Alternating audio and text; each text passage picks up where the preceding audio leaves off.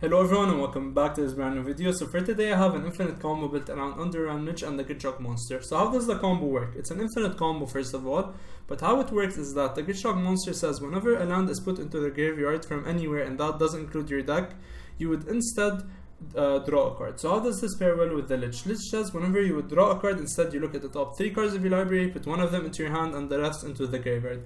Meaning that if one of them is a land, what happens is that the Gitrog Monster starts again.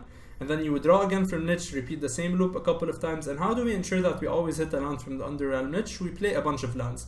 And this deck plays 28 lands, and I'm going to include the deck list in the description down below, so don't worry about catching all of these in the video, you can just take them from there. So how do we get into the point where you have a Gitrog Monster and a Lich on the field? We do that by playing a control route, and obviously you know that I love control.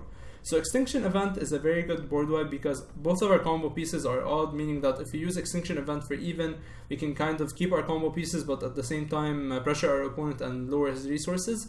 And the fact that Field of the Dead decks are still a thing and that tokens are even kind of helps us. Tamiyo is a very good spell because not only does it pair well with Gitrog and Uro, it's also amazing because it can search for our combo pieces. How does it pair well with the Gitrog? It's because if you plus Tamiyo and you hit any land, Gitrog would cause you to draw cards, and that's always something good because Tamiyo would be a +2 in the case it hits. Chemist's Insight is good because it's a main source of card advantage, and you can always jumpstart pitching a land to start the Gitrog Underrealm Lich loop, and I'll explain what I mean by that very soon. Spiral helps us ramp it to our combo because a 5 mana combo takes a lot, so we need to get there quickly. Heartless Act is our main removal spell, and it's such a good removal spell. I am glad that this was printed in Ikoria. Thassa's Oracle is our win condition for when we draw all of our deck, and Radical Idea is also a way for us to start the Gitrog Lich combo. And what do I mean by that? When you have your Lich and your Gitrog Monster on the field, you need one way to start the whole trigger. So you need one way to draw at least. So how can you do that? You can do that by cycling your Lonely Sandbar because it would cause a land to go to the graveyard and then you start the loop, and you would also draw from cycling. You can also cycle your Thicket, or you can cycle your Triome, and sacking Fabled Passage is also an option. So always keep your Thicket and your Sandbar in your hand if you are not forced to play them. Never play them if you have enough mana, so if you have 5 lands, just don't play anything else, keep the Sandbar in your hand. Besides that, I'm going to show you the loop against Sparky in case you still do not get it. Don't worry about that, you'll see it very soon.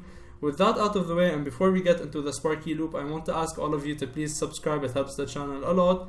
And without further ado, let's get into the games. Alright, so combo is online, and all you need to do is to untap with your Gitrog Monster and your Lich and then just draw a card in any way. Now that is going to happen because of the Gitrog Monster effect, so I'm going to sacrifice a land and then start the loop, but you could have done it a different way by just using any of your card draw spells to kind of just draw a card, and that would get the loop starting, so don't worry about that. You don't need to have my exact setup. So all you need to make sure now is you always hit a land from the Gitrog Monster Lich effect. So like for now, I would pick Extinction Event. Now that way we get 2 lands into the graveyard, meaning that Underrealm Lich would trigger twice, so that's good. Now we are going to whiff, so I'm going to be able to show you what to do in case the combo doesn't work the first time.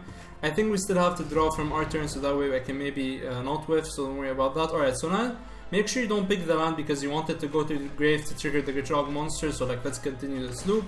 So Gitrog Monster loop continues. We do not pick any of the lands once again to make sure that this loop continues. We're going to keep doing the same exact thing.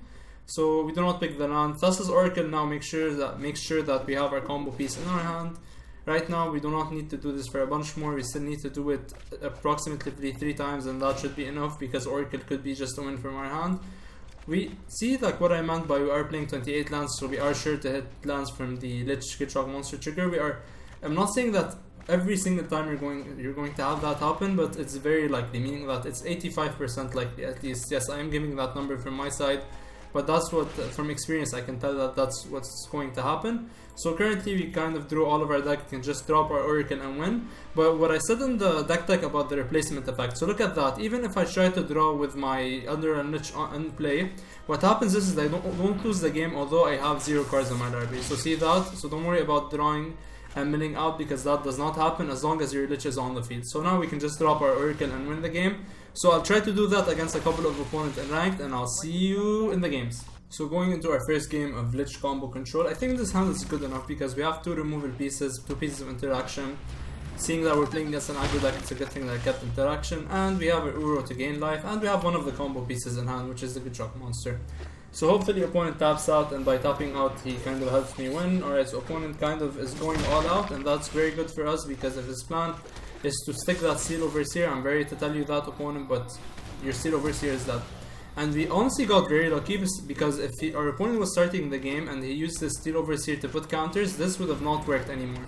So opponent sadly is going to get attacked with the Heartless Act once more. I really hope he doesn't concede the game because of that, but I mean, if he does, I would kind of understand why, because like he kind of lost a lot of value so far. He's down to 2 cards in his hand. Opponent, I'm very sorry for that, but I mean, getting into our combo requires a lot of power, so like we kind of need to stall as much as you can, and I'm really sorry for like doing all of this to you. So opponent top decks a Lurrus, which is good in my opinion because that way he can start his loop going back once more. So what I'm trying to do is to draw into an Extinction Event to stop whatever madness our opponent has in mind. So Drowned Catacomb, we're going to get played. See, we have 5 mana, so we're currently almost set for like the combo.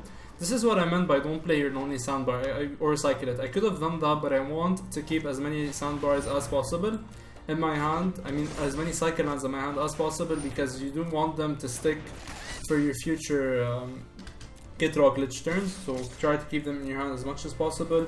Currently we are going down to 10, but that's not the biggest problem because now we can just Gitrog Monster block with it in case our opponent still attacks with his Lurrus, and that's not a big issue.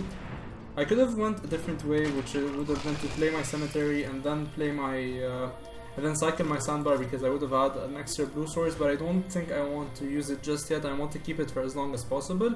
Opponent is probably not going to attack with the Lurrus just because he doesn't want to lose it because it's netting him a lot of value, and yes, I do mean a lot of value. So I think we're going to be safe from an attack except by Gingerbrute. So Gingerbrute is getting equipped with the all that glitters, and that's a very annoying problem, honestly. Like, opponent, please stop.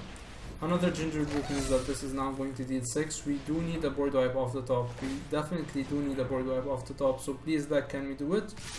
Opponent attacking with everything. Yes, attack with your Lurrus. Opponent, thank you for taking that trade because this has Death Touch. So even though this looks bigger, but we are still going to kill it. That still doesn't help us a lot, especially that Gingerbrute now is lethal in case we don't draw a removal spells. Can we please draw a removal spell? We do draw a removal spell. I feel super good about this currently. Alright, so opponent, if you don't top deck all that glitters out of nowhere, I think we can be back into this game. Although yes, Gingerbrute is a turn 3 clog, but we can just get back our Uro next turn, and that way we can kind of get into the safe side and not lose that way. So I still can't believe I top decked a I top decked a removal spell, but like that's what you get to playing to your outs. Always play to your outs in Magic. That's something that not a lot of people do. I could have board wide, but I think I don't want to have my opponent concede on me, so we're just going to go with the least efficient route, which is to do what I'm doing right now. Sadly, that would cause me to lose my Chemisters inside, but I think it's fine in the long run. Let's just play our Uro, trying to get back some life.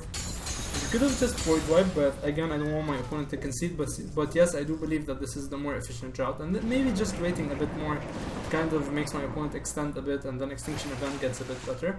I'm going to play that land for my hand because I want to kind of ramp into a Gitrog Lich turn, so like it's fine if we don't keep it, even though it has cycling, as long as you keep one into your hand. So opponent, I'm very sorry, but I think I'm able to stabilize at this stage. So if you weren't a 3-color deck, I would have maybe considered using Ghost Quarter, but just having 3 colors of mana to it kind of makes this card hard to play. Opponent is using Ghost Quarter on his own lands, maybe trying to thin out his deck a bit. That did cost him 3 mana, so I don't know what he's thinking. I mean 2 mana, so I don't know what he's thinking, but maybe he just wants to thin out his deck a bit more. That's always something to do, but like I usually do it with fetch lands, not with that. Glass Casket taking care of our Uro is not something I expected, to be very honest. So I think it's fine. I mean, this is still lethal in 5 turns. I'm not going to deal with it just yet because I don't want my opponent to concede on me. Thank you, opponents, for not conceding on me just yet. So we're going to play our Gitrog Monster, and I might just cycle this now just to kind of get the turn rolling and try to get into our combo pieces. Depending on what I see with the Oracle on top, I'm gonna choose. If I get a Lich, I would keep it on top. Alright, so I think I'm gonna keep the land. Because Oracle, you don't need it just yet. I mean, you can just use it when you really need to win the game, and we are going to get to our end of the deck when we are winning the game, so don't worry about that. Why did I play an Oracle? Just to have another blocker in case opponent draws into anything, so that's not a bad option. Opponent did not activate the ability. Alright, he did. I was going to say, even though opponent did not activate the ability, I'm not going to block so he doesn't concede. See, the things you do for jank are sometimes you go for suboptimal plays. just to make sure that your opponent sticks long enough for you to pull off all of your combo. So currently we are going to draw 2, one from the cycle, one from the Gitrog Monster effect. Opponent, please don't concede. Please, for the love of Jank, don't concede.